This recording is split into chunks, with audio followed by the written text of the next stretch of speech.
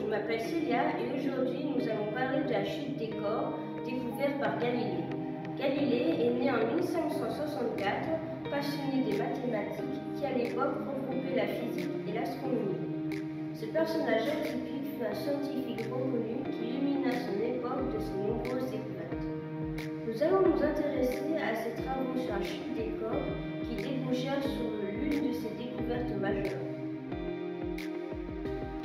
Galilée commence à travailler sur la chute des corps dès 1597, à l'âge de 33 ans, afin de prouver sa théorie. La légende dit qu'il jetait des objets plus ou moins légers du haut de la tour de Pise afin de comparer leur vitesse. Mais malheureusement, il ne s'agit que d'une histoire inventée. En réalité, il a eu l'idée de jeter pour la première fois des objets du haut d'une église à Padoue, du nord de l'Italie. Mais il a du mal à mesurer où se trouve le corps à un moment précis. Première intuition, la résistance de l'air intervient dans la chute des corps. Galilée imagine donc que la forme des objets a une influence sur la vitesse de leur chute, contrairement à la masse. Il commence par faire tomber deux corps de même poids mais de taille différente et des boules de nature différente, par exemple une en plombe et une en liège. Il a l'impression que les deux boules tombent en même temps. Il en déduit ainsi la théorie de la chute des corps. La vitesse d'un objet ne dépend pas de sa masse et réfute ainsi la conclusion d'Aristote. Nous allons réaliser quelques expériences pour le vérifier.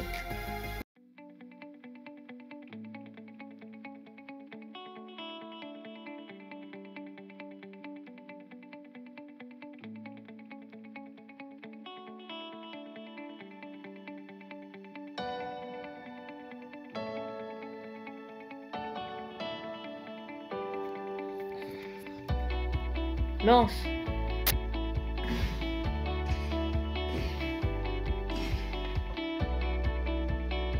Voilà.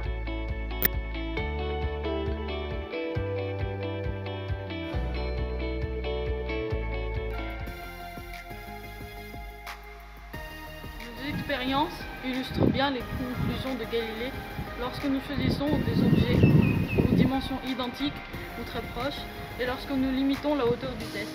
Mais que se passe-t-il si nous varions de manière significative les volumes et les matériaux ainsi que la hauteur du test?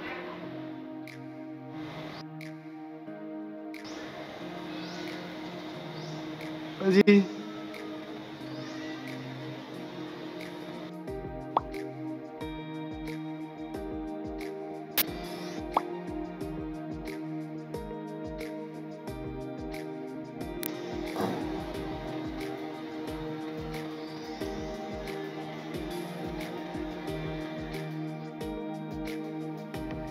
Go!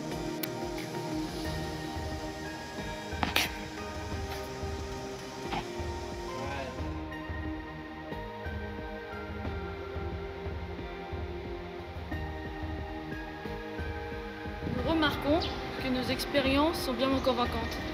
Quand les forces de frottement sont plus importantes, les objets ne chutent pas à la même vitesse. Pour vérifier la théorie de Galilée, il faudrait réaliser une expérience dans le vide total comme celle-ci.